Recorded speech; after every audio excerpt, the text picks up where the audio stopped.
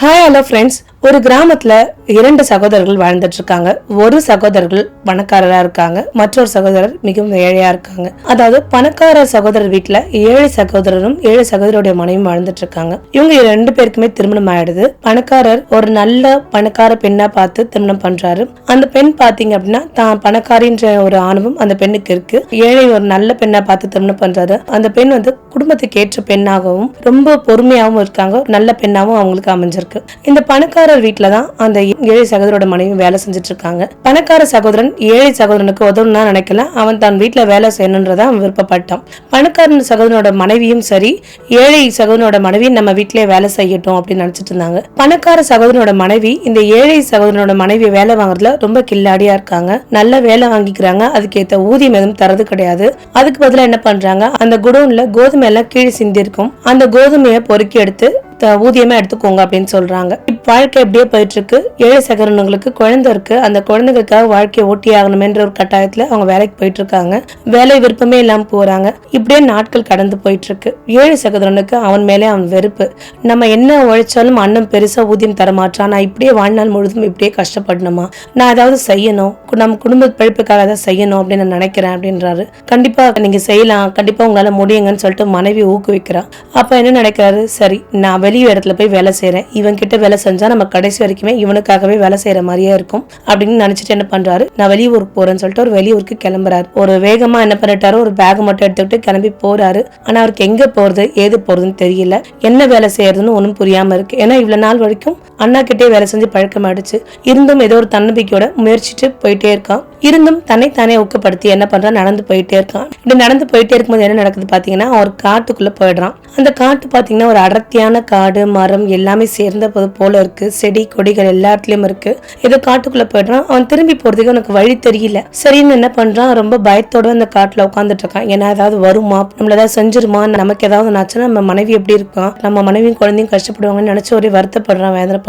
அந்த காட்டுக்கு நடுவே என்ன ஆகுதுன்னு ஒரு பிளாக் ட்ரெஸ் போட்டு ஒரு பெண் அந்த பக்கமா போறா. அந்த பெண்ணை கூப்பிட்டு பாக்குறான். அந்த பெண் திரும்ப மாட்டான். சரின்னு என்ன பண்றான், மறைஞ்சு மரங்கள் கிடையே மறைஞ்சு அந்த பெண் எங்க போறான்னு சொல்லிட்டு அவள் பின் தொடர்ந்து போயிட்டே இருக்கான். பின் தொடர்ந்து பாத்தீங்க அப்படின்னா அந்த காட்டுக்கு நடுவுல ஒரு பேய் அரண்மனை போல இருக்கு. அந்த அரண்மனைக்கு மேல ஒரு ஆந்த உட்காந்துட்டு இருக்கு. அந்த அரண்மனைக்குள்ள நுழைதான் அவனுக்கு ரொம்ப பயமா இருந்துச்சு. ஏதாவது தட்டி பாக்குறான், எல்லாம் செஞ்சு பாக்குறான், யாருமே நகரல. இருந்தும் கொஞ்சம் தைரியத்தை வர வழிச்சுட்டு என்ன பண்றான் அப்படின்னா அந்த அரண்மனைக்குள்ள போறான். போயிட்டு பாத்தீங்க அப்படின்னா அந்த அரண்மனைக்குள்ள ஒரு பானையில ஏதோ சாப்பாடு வெந்துட்டு இருக்கு. அவனுக்கா ரொம்ப பசி. ஏன்னா நாள் முழுதும் நடந்துட்டு இருக்கான். அவனுக்கு ரொம்ப பசி தாங்க முடியல. அந்த பானையில ஏதோ கொதிக்குது, அதை பாக்குறான். அதை பார்த்த உடனே என்ன பண்றான், நல்ல கறி வாசனையோடு இருக்கு. இதை பார்த்துட்டு அவன் அந்த அரண்மனைக்குள்ள பாத்தீங்கன்னா விலை மதிப்புள்ள பொருட்கள் நிறைய இருக்கு. அந்த விலை மதிப்புள்ள பொருட்கள் மேல அவன் கண் போகல, அந்த சாப்பாடு மேலதான் அவனுக்கு கண் போச்சு. அப்ப பின்ன இருந்து ஒரு நபர் கூப்பிடுறாரு, யார் நீ, யார் கேட்டு இந்த அரண்மனைக்குள்ள வந்த அப்படின்னா. அப்போ அவன் நடந்த கதையெல்லாம் சொல்றான். இந்த மாதிரி நான் காட்டுக்கு வந்துட்டேன், போறதுக்கு வழி தெரியல, நான் உங்களை பின் தொடர்ந்தே வந்தேன், அதனால தான் இந்த அரண்மனைக்குள்ள வந்துட்டேன் அப்படின்றான். சரி நீ ரொம்ப பசியா இருக்கிறன்னு நினைக்கிறேன், வா நம்ம சாப்பிட்டே பேசலாம், உன் கதையெல்லாம் சொல்லு அப்படின்னு சொல்றான். உன் கதையெல்லாம் சொல்லு அப்படின்னு போது மறுபடியும் அவன் என்ன பண்றான், நீங்க உங்க கதையை சொல்லுங்க அப்படின்னா. நானும் என் அம்மா இந்த அரண்மனையில இருக்கோம், நாங்க 2 பேரும் தான் பார்த்துட்டு இருக்கோம். இது விலை மதிப்புள்ள உலோகங்கள் எல்லாமே இருக்கு, திருடர்கள் யாரும் இதை எடுத்துட்டு போக கூடாதுன்றக்காக இதை நாங்க பாதுகாத்துட்டு இருக்கோம் அப்படின்றான். சரி என் கதை இவ்வளவுதான், உன் கதையை சொல்லு அப்படின்ற போது, நான் எனக்கு ஒரு சகோதரர் இருக்காரு, மிகவும் பணக்காரரு. ஆனா எப்பவுமே நான் அவர் கீழே வேலை செய்யணும்னு நினைச்சிட்டு இருக்காரு. அவர்கிட்ட வேலை செஞ்சு எனக்கு பெருசா ஊதியம் கிடையாது. அதனால என் மனைவி குழந்தைகளுக்கும் நல்ல சாப்பாடு எதுவுமே கொடுக்க முடியல. அவனோட கதையெல்லாம் சொல்லிட்டு அழுகுறான். அழுதுட்டு ஏன் அழற அப்படின்னா, இல்ல இன்னைக்கு நான் உங்ககிட்ட நல்ல சாப்பாடு சாப்பிட்டுட்டேன், ஆனா என் மனைவி என் குழந்தைங்களும் ரொம்ப கஷ்டப்படுவாங்கன்னு சொல்லிட்டு திரும்பி அழறா. எகுத்தாவும் அழறா. எகுத்தா அழுத பார்த்து, சரி நான் உனக்கு ஒரு யோசனை சொல்றேன்னு சொல்லிட்டு எகுத்தா ஒரு யோசனை சொல்றா. என்ன யோசனை அப்படின்னு பாத்தீங்கன்னா, இந்த குகைக்குள்ள ஒரு 4 அறை இருக்கு. 4வது ஒரு அறை இருக்கு. அந்த 4வது அறையை திறந்து அதுக்குள்ள சில வெளி பொருட்கள்லாம் இருக்கும். உன்னால எவ்வளவு வெளியே தூக்கிட்டு போக முடியாது அவ்வளவு வெளியே நீ எடுத்து போலாம் அப்படின்றாங்க. ஆனா ஒரு நிபந்தனை என்னங்க அப்படின்னு சொல்லிட்டு கேட்கிறாரு. இந்த மற்ற 3 அறையும் எக்காரத்தை கொண்டு திறக்க கூடாதுன்றாங்க. சரிங்கன்னு சொல்லிட்டு அதே மாதிரி அந்த நபர் என்ன பண்றாரு, ஒரு சாக்கு பை எடுத்துட்டு போறாரு. சாக்கு பை எடுத்துக்கிட்டு அவனால முடிஞ்ச வரைக்கும் அந்த ரூமை திறந்து வெள்ளி அவனால எடுத்துக்கிட்டு ரொம்ப நன்றிங்க அப்படின்னு சொல்லிட்டு போறாரு. இன்னொரு விஷயம் இருக்கு, என்ன அப்படின்னா, எக்காரத்தை கொண்டு இந்த மாதிரி இந்த இடத்துல காட்டுல ஒரு அரண்மனை இருக்குன்னு யார்கிட்டயும் சொல்லக்கூடாது, மறுபடியும் இந்த அரண்மனைக்குள்ள எக்காரத்தை கொண்டு நீ வரக்கூடாது அப்படின்றாங்க. சரிங்க அப்படின்னு சொல்லிட்டு அவர் என்ன பண்றாங்க, ரொம்ப நன்றி சொல்லிட்டு போறா. அந்த பெண் எகுத்தா என்ன பண்றா, காட்டுக்கு பாதைக்கு வழி தெரியாததுனால பின்னாடியே இந்த பக்கமா செல்லுங்க, எப்பவுமே திருப்பி வராதிங்கன்னு சொல்லிட்டு அந்த நல்லபடியா வழி அனுப்பி வைக்கிறா. அவரும் ரொம்ப நன்றி சொல்லிட்டு போறாரு. நான் குடும்பம் ரொம்ப கஷ்டத்துல இருந்தது, இந்த பெரும் உதவி நான் எக்காரத்தை கொண்டு மறக்கவே மாட்டேன், அதனால மிக்க நன்றின்னு சொல்லிட்டு போறாரு. உன்னோட நன்றி மட்டும் போதுமானது, எக்காரத்தை கொண்டு இங்க திருப்பி நீ வரக்கூடாதுன்னு சொல்லி அனுப்பி வைக்கிறா யகுத்தா. அந்த ஏழை சகோதரர் என்ன பண்றாரு, சந்தைக்கு போறாரு. சந்தைக்கு போய் அந்த வெள்ளி காசுகளை விற்று ஆடு வாங்குறாரு, கழுது வாங்குறாரு, கொஞ்சம் வீட்டுக்கு தேவையான உணவு வாங்கிக்கிறாரு. கழுது மேல உட்காந்துட்டு அந்த ஏழை சகோதரர் வந்துட்டு இருக்காரு, ஆடெல்லாம் கூட்டிட்டு வந்துட்டு இருக்காரு. அப்படி வரும்போது அவனோட பிள்ளைகள் என்ன பண்றாங்க, வெளியில விளையாடிட்டு இருக்காங்க, ரோட்ல விளையாடிட்டு இருக்கிறது பார்த்தோன்னே அப்பா வந்துட்டாருன்னு சொல்லிட்டு ஒரே சந்தோஷப்படுறாங்க. அவங்க கிட்ட இருந்த அந்த ஆடு கழுதெல்லாம் பார்த்து ஒரே சந்தோஷம், பெருமையா இருக்கு அவங்களுக்கு. அந்த குழந்தைங்களுக்கு அப்பா ஆடு கழுது அப்படின்னு ஒரே ரொம்ப சந்தோஷப்படுறாங்க. அந்த குழந்தைங்க விளையாடிட்டு இருக்காங்க. சரி வாங்க நம்ம வீட்டுக்குள்ள போலான்னு சொல்லிட்டு வீட்டுக்குள்ள போன உடனே என்ன பண்றாரு, தன் மனைவி கூப்பிடுறாரு. தன் மனைவி வராங்க, நான் உங்களுக்கு உணவு வாங்கிட்டு வந்திருக்கேன், வாங்க எல்லாரும் உட்காந்து நல்லா சாப்பிடலாம்னு சொல்லிட்டு நல்லா சாப்பிடுறாரு. அவன் வெளியில போய் பாரு அப்படின்னு சொல்றாரு. பாத்தீங்க அப்படின்னா ஒரு ஆட்டு மந்த வைக்கிற அளவுக்கு ஆடு இருக்கு, கழுத இருக்கு.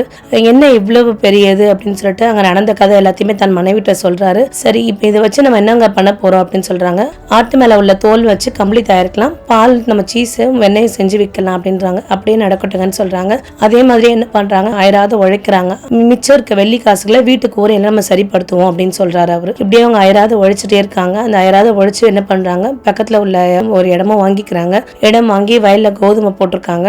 வீடு பாத்தீங்க அப்படின்னா அரண்மனை போல கட்டியாச்சு. ஏன்னா அவ்வளவும் கடின உழைப்பு பண்றாங்க. இந்த ஒரு வேலையை விட்டு நல்ல வீடு பாத்தீங்க அப்படின்னா கூரை வீடா இருந்த வீடு இப்ப அரண்மனை போல ஆயிடுச்சு. அப்ப என்ன பண்றாரு, மனைவி கிட்ட சொல்றாரு, நீ கஷ்டப்பட்ட வரைக்கும் போதும், இனி நீ யார்கிட்டயும் போய் வேலை செய்ய வேண்டாம், இனி அந்த வேலையை நம்ம இடத்துல பண்ணா நமக்கு ஏதாவது லாபம் கிடைக்கும், அதனால நம்ம வேலையை நம்ம பார்க்கலாம், எங்க அண்ணன் கிட்ட எல்லாம் நீ போய் வேலை செய்ய வேண்டாம் அப்படின்றாங்க. சரிங்கன்னு சொல்லிட்டு அவங்களோட உயர்ல உழுவுறதும் வேலை செய்யறதும் இப்படி நல்லபடியா பண்ணிட்டே போயிட்டே இருக்காங்க. ஒரு கட்டத்துல பாத்தீங்கன்னா ஏழையா இருந்தவங்க ஒரு நல்ல பணக்காரராகவே ஆயிட்டாங்க.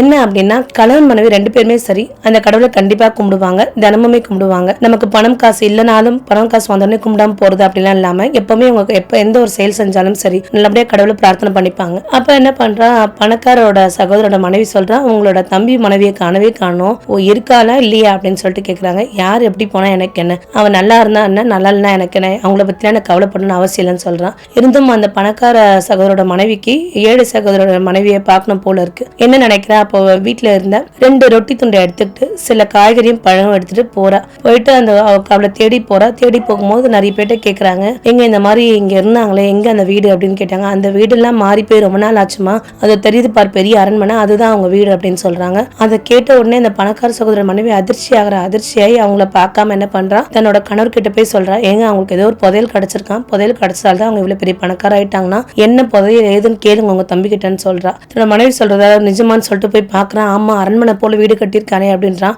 சரின்னு சொல்லிட்டு அன்னைக்கு சாயந்தரமே என்ன பண்றான், ஒரு பழம் ஃப்ரூட்ஸ் எல்லாம் வாங்கிட்டு ஸ்வீட்ஸ் எல்லாம் வாங்கிட்டு தம்பி வீட்டுக்கு போறான். நாளைக்கு நம்ம வீட்டுல பெரிய விருந்து இருக்கு, கண்டிப்பா நீங்க குடும்பத்தோட வரணும்னு சொல்லிட்டு இன்வைட் பண்றான். அவங்களும் என்ன பண்றாங்க, நல்ல விதமா தான் கூப்பிடுறாங்கன்னு சொல்லிட்டு அவங்களும் அவங்க வீட்டுக்கு போறாங்க. வீட்டுக்கு போனோடனே குழந்தைங்க கிட்ட நல்லா பேசுறான், சிரிக்கிறான், குழந்தைங்க விளையாட சொல்றான், குழந்தைங்கள கூப்பிடுறான். இவங்க தான் தனியா விளையாடிட்டு இருக்காங்க. அந்த சகோதரோட மனைவி இவங்க இந்த மனைவி கிட்ட பணக்காரோட மனைவி கிட்ட பேசிட்டு இருக்காங்க. அப்ப சகோதரனை தனியா ஒரு இருட்டு அறைக்கு அழைச்சிட்டு போய் அவனை கட்டி போட்டு எப்படி உனக்கு புதையல் கிடைச்சது எல்லாம் சொல்லுன்னு சொல்லிட்டு மிரட்டி கேட்கறான். அவனும் தெரியாத போலவே நடிக்கிறான். இருந்தும் இவன் தொல்லை தாங்க முடியாம என்ன பண்றான், அவன் எப்படி புதையல் கிடைச்சது எல்லா விஷயத்தையும் அவன் சொல்லிடுறான். சொன்னதுக்கு அப்புறம் அவன் தம்பி கழட்டி விடுறான். அவன் கழட்டி விடுறான். அதுக்கப்புறம் கழட்டி விட்டதுக்கு அப்புறம் குழந்தைங்க கூட்டிட்டு அவன் வீட்டுக்கு போயிடுறான். சரி நம்மளும் என்ன பண்ணலாம், தம்பி மாதிரியே போவோம்னு சொல்லிட்டு என்ன பண்றான், தம்பி மாதிரி ஒரு கிழிஞ்ச உடை அணிஞ்சிட்டு என்ன பண்றான், ஒரு கழுத மேல ஏறிட்டு அந்த மாதிரி காட்டுக்கு போறான். காட்டுக்கு போறோம்னா அரண்மனையை பாக்குறான். இந்த அரண்மனை பார்த்தா பேய் அரண்மனை மாதிரி இருக்கு. நம்ம தம்பிக்கு எப்படி இவ்வளவு தைரியம் வந்தது, அவன் இந்த அளவுக்கு தைரியமானவன் கிடையாது, எப்படி அவன் இதுக்குள்ள போனான் அப்படின்னு யோசனை பண்றான். அவனை விட நான் தைரியமானவன் தான், நம்ம உள்ள போலாம் அப்படின்னு சொல்றான். உள்ள போய் பார்த்தோன்னே அவனுக்கு உள்ள நல்ல ஒரு விலை உயர்ந்த பொருட்கள் எல்லாம் அங்க இருக்கு. அதெல்லாம் பார்த்து வியந்து பாக்குறான். பின்னாடி இருந்து ஒரு குரல் வருது, யகுத்தா யார் நீங்க, யாரை கேட்டு அனுமதி பெற்று உள்ள வந்தீங்க அப்படின்னு சொல்லும்போது அப்ப அவன் நடிக்கிறான். நான் ரொம்ப ஏழையானுமே, என் குழந்தை குட்டி எல்லாம் ரொம்ப கஷ்டப்படுதுமான்னு சொன்னே என்ன பண்றான், யகுத்தா அவனுக்கு என்ன பண்றான், சரி கீழே ஒரு 4 அறை கொண்ட ஒரு ரூம் இருக்கு, அந்த 4 அறை கொண்ட ரூம்ல 4வது அறை திறந்திருக்கும், அது உங்களுக்கு என்ன வேணுமோ அதுல எவ்வளவு வேணுமோ எடுத்துக்கோங்க, ஆனா மத்த அறையை நீங்க திறந்தே பார்க்க கூடாது அப்படின்னு சொல்றான். சரின்னு சொல்லிட்டு என்ன பண்றான், அவன் ஒரு சாக்கு போய் எடுத்துக்கிறான். எடுத்துட்டு அந்த 4வது அறைக்கு போறான். அவனுக்கு தேவையானது எல்லாமே வெளியிலாம் இருக்கு. வெளியில அடுத்து மூட்டை கட்டி வச்சுக்கிறான். அதாவது அந்த மூட்டையை அவனால தூக்க கூட முடியல. அந்த மூட்டையை தூக்க இழுத்துட்டு தான் வரான். சரி இந்த 4வது அறையில இவ்வளவு இருக்குன்னா மற்ற அறையில என்னென்ன இருக்குன்னு ஒரு அப்பாவுக்கு ஒரு ஆர்வம் வந்துருச்சு அவனுக்கு. அதனால என்ன பண்றான், 3வது அறையை திறந்து பார்க்கறான். ஃபுல்லா பாத்தீங்கன்னா தங்க கட்டியா இருக்கு. சரின்னு என்ன பண்றான், எடுத்து வச்ச வெளியில மறுபடியும் கொட்டிட்டு அது ஃபுல்லா தங்கத்தை நிரப்புறான். அவனோட ஆசை இன்னும் பேராசை அதிகமாயிட்டே இருக்கு. சரி 3வது அறையில இருக்கு, 2வது அறையில என்ன இருக்குன்னு பாத்துடலாம்னு சொல்லிட்டு என்ன பண்றான், 2வது அறையை திறக்கிறோம். 2வது அறையை திறந்து பார்க்கும்போது பாத்தீங்க அப்படின்னா ஒரே வைரக்கற்கள், வைரம், மாணிக்கம் எல்லாமே இருக்கு. திருப்பி என்ன பண்றான், தங்கத்தெல்லாம் கொட்டிட்டு வைரத்தை எல்லாம் ஃபுல்லா போட்டு நிரப்புறான். அவனோட ஆசை இன்னும் அதிகரிச்சுட்டே போயிட்டு இருக்கு. அதிகரிச்சே பண்ணது முதல் அறையை திறக்கிறான். முதல் அறையை திறந்தோடனே ஃபுல்லா ஒரு மூட்டையை அடுக்கி வச்சிருக்காங்க. மூட்டையை அடுக்கி வச்சிருந்து பாத்தீங்கன்னா அது ஃபுல்லா ஒரு கோதுமையா இருக்கு. சரி, கோதுமையா இருக்கு, அதை பார்த்துட்டே இருக்கான். பார்த்துட்டு அமைச்சிருக்கேன், என்ன மற்றும் 3 அறையில நிறைய இருந்தது, இந்த அறையில போய் கோதுமை வச்சிருக்காங்களே அப்படின்னு நினைக்கிறான். நான் நினைச்சு பார்த்துட்டு கையில கோதுமை எடுக்கிறான். எடுக்கும் போது பின்னாடி இருந்து ஒரு குரல் கேட்குது, யார் நீ அப்படின்னு சொல்லிட்டு ஒரு பூதம் வெளியே வந்துருச்சு. அந்த பயத்துல என்ன பண்ணா, எடுத்து வச்ச டைமண்ட் மூட்டையெல்லாம் அப்படியே போட்டு கை நிறைய ஒரு கோதுமை மட்டும் அள்ளிட்டு ஓடி வந்துட்டான். இந்த பூதம் வந்து அவனை துரத்திட்டு இருந்தது. காட்டுக்கு வெளியே அப்படியே வந்துட்டான். மறுபடியும் என்ன பண்றான், அடுத்த நாள் ஊருக்குள்ள நுழையிறான். அவனால ஓடி ஓடி கால்லாம் வலி எடுத்துச்சு, கால்லாம் புண்ணாவே ஆயிடுச்சு. நடக்க நினைச்சாலும் அவனால நடக்க முடியல. என்ன பண்றான், ரொம்ப சோர்வா இருக்க முடியாம இருக்கான். அடுத்த நாள் அவனுடைய மனைவியும் இறந்துடுறா. இந்த காட்டு பகுதிக்கு ஓடினதால அவனால நகர முடியல, ஓட முடியல, ஒரு மாதிரியாவே அவனுக்கு உடம்பு இருக்கு. மனைவி இறந்ததால அவனை பார்த்துக்க யாரும் இல்லைன்னா தன்னை தானே பார்த்துக்கணும்னு சொல்லிட்டு சமைக்க ஆரம்பிக்கிறான். எல்லாம் செய்யறான். ஒரு கட்டத்துல அவனால முடியவே இல்லை. அவனால சுத்தமா உடம்பே முடியல. அதனால என்ன பண்றான், அவனோட தம்பி வீட்டுக்கு போறான். தம்பி மனைவியை பார்க்கறான். தம்பி மனைவி கதவு திறக்கிறான். நல்ல உணவு தரா. அப்ப தம்பி மனைவி சொல்றா, நான் வந்து உங்களுக்கு எவ்வளவு தீமை தான் செஞ்சிருக்கேன், ஆனா நீ வந்து நான் வந்தது என்னை வீட்டை விட்டு துரத்தாம எனக்கு நல்லபடியா சாப்பாடு போட்டிருக்கேன் அப்படின்னாங்க. நீங்க தீமை செஞ்சுன்னா நானும் தீமை செய்யணும்னு அவசியம் கிடையாது, நான் நன்மையே செய்யறேன், அப்பதான் எனக்கு எல்லாமே நன்மையா நடக்கும். ஒருத்தவங்க நமக்கு தீமை செஞ்சுட்டா மறுபடியும் அவங்களுக்கு நான் தீமை செய்யணும்னு அவசியம் கிடையாது அப்படின்றாங்க. தம்பி வேலை விஷயமா வெளியே போயிருக்காரு. அம்மா நான் மன்னிச்சுக்கோங்கம்மா, நான் செஞ்சதுக்கெல்லாம் மன்னிச்சுக்கோங்கம்மா, நான் பெரிய ஆள் கிடையாது மன்னிக்கிறதுக்கு, கடவுள் தான் இருக்காரு மன்னிக்கிறதுக்கு, நீங்க இந்த மன்னிப்பு கடவுள்கிட்ட கேளுங்க அப்படின்றாங்க. அப்போ என்னால என்னால எதுவுமே செய்ய முடியலமா அப்படின்றாங்க. நீங்க எந்த வேலையை செய்ய வேண்டாம், நீங்க அந்த இடத்துல நல்லா ஓய்வு எடுத்துக்கோங்க, உடல்நிலை சரியானதுக்கு அப்புறம் நீங்க வேலை செய்யுங்க, இங்கே வேலை செய்யுங்க, நீங்க மற்ற இடத்துல போய் வேலை செய்ய வேண்டாம் அப்படின்றாங்க. சரின்னு சொல்லிட்டு என்ன பண்றாங்க, அவங்களுக்கு ஒரு ரூம் கொடுத்து அந்த இடத்துல பண்றாங்க. அடுத்த நாள் கணவர் வராரு. இந்த மாதிரி உங்க அண்ணா வந்திருக்காருன்னே அவர் கோவம், அது நம்மளை எவ்வளவு கொடுமைப்படுத்தினா சித்திரவதைப்படுத்தினா, நீ அவனை போய் சேர்த்து வச்சிருக்கே அப்படின்னு மனைவிட்டு சொல்றாங்க.